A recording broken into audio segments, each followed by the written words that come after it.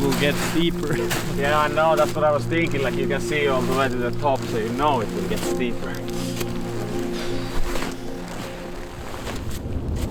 The first ever trip I did for Arctic Lines happened in December 2020. It was very obvious for me that I wanted to go try to ride Öksahökket in Tamokdalen, Norway. It's a very classic one. But I hadn't seen too many people attempt the line on a headlamp on during the polar night. So I wanted to go there and check it out. And when we arrived there, I remember snow line being quite high up in the mountains, and we didn't really have that much snow in the runouts. Ei ole jännittänyt näin kovasti pitkää aikaa jostain syystä. I definitely rode it quite classic style. A few turns and letting the slough go by, and then a few turns again and ride out. In some ways, it was a cool way to kick off the whole project because there was an adrenaline rush that, okay, we're actually doing this right now. We're gonna be taking some risks and we're gonna be putting ourselves into these situations where we have to also show the current state of the mountain and the current state of my riding capabilities. And on that day, all those things happened, which was really cool. But it was also at the same time kind of interesting because that was the first time that I kind of let go of this illusion of being a perfect rider, but rather just telling the story how it is.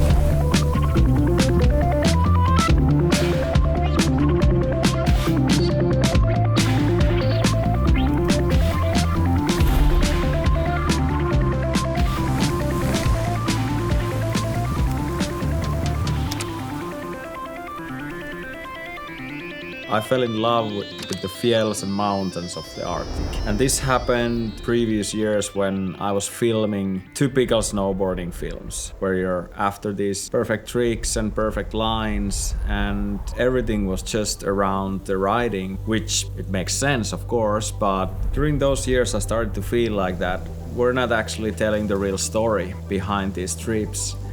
El Clasico, just about to go in cloud. That's basically the main reason why I started Arctic Lines, because I just wanted to tell the stories and show how things happen in real life and how much work you have to put in to get into these lines that we ride. And while we were making the films that were telling those stories, I felt like there's something missing.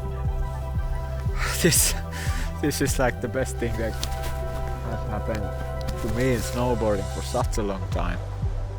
I think at the heart of any snowboarder is to be able to have a good time, whether you're riding the resort or riding big mountains. You want to have a good time.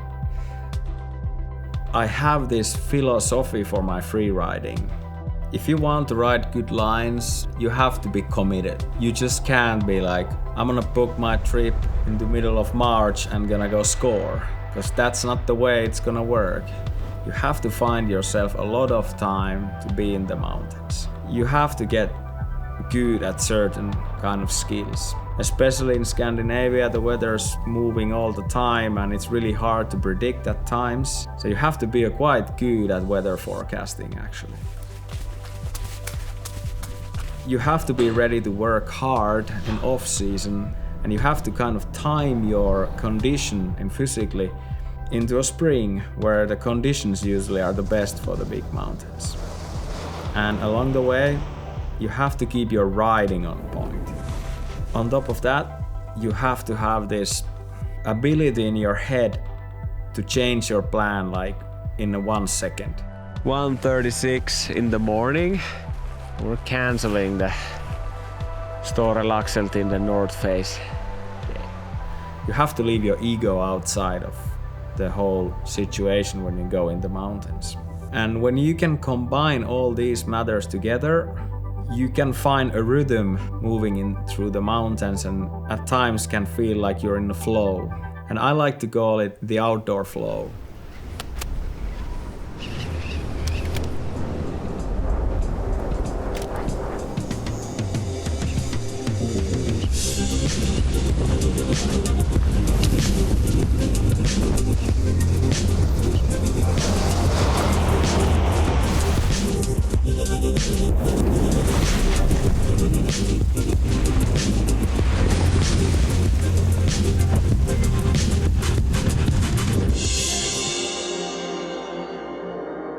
What I usually like to do in the winter is that I want to ride enough before I start going to the big lines. You have to have a good feeling about your own riding in different conditions, and you have to feel fit before you commit to start riding bigger lines. And the best way to do that is to go to a location where you have a quite easy, fast access and you have different opportunities to choose from. You can get it done in a quite short amount of time. I think those are the key elements, you know? You get out, you start riding, you get into the rhythm, and you start building from there.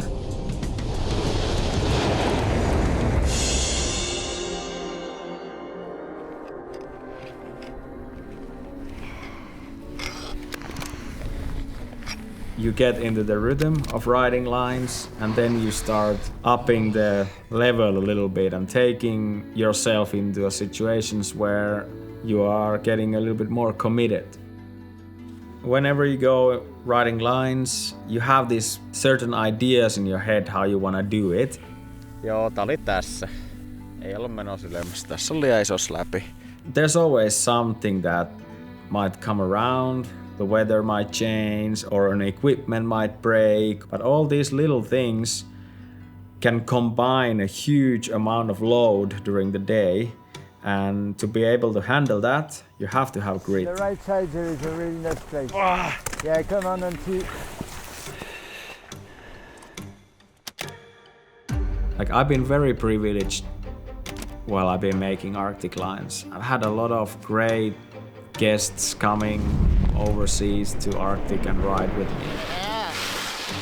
Well, there's three things that can happen.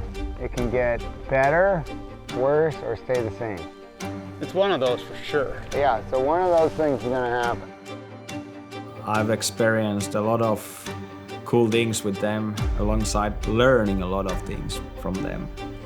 The style of riding I do and the style of riding I haven't done that much. I don't know yet if I'm interested to even do that kind of riding. But I'm super inspired to be out with these guys because they are the best alpinist snowboarders I have ever met. Yeah, that's the summit, guys. This is the summit.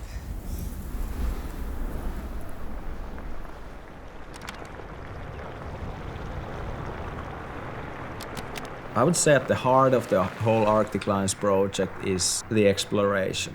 You want to go to these places where you can see it for the first time ever and understand the potential that's there.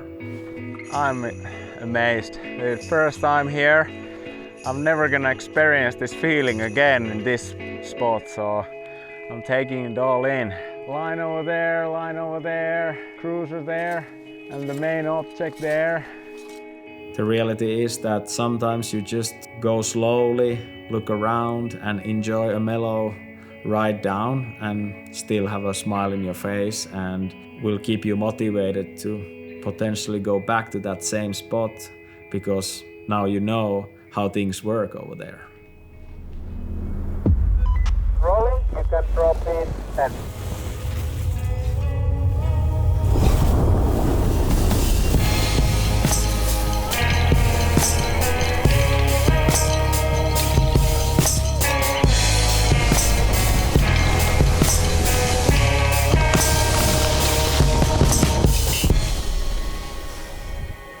Outdoor flow is not a destination, it's a way of living in the mountains.